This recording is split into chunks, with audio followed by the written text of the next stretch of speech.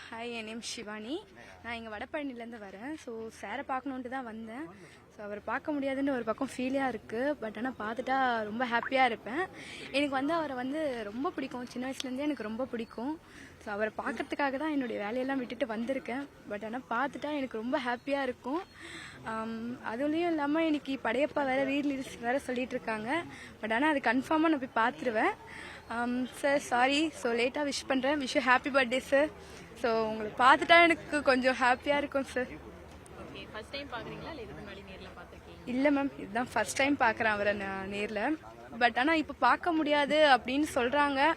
அது ஒரு பக்கம் ஃபீலாக இருக்குது. பட் ஆனால் பார்த்துட்டேன்னா எனக்கு ரொம்ப ஹாப்பி மேம். ஓகே, நீர் சென்னையில் தான் இருக்கேன் அப்படின்னு இருக்கீங்க. ஒவ்வொரு வருஷமே நீர் தீபாவளிக்கெலாம் பார்ப்பாங்க. ஏன் அப்பெல்லாம் நீங்கள் ட்ரை பண்ணது இல்லையா? ஸோ இல்லை, எனக்கு அப்போ தெரியாது. ஸோ இப்போ நான் என் ஃப்ரெண்ட் மூலியமாக தான் வந்தேன்.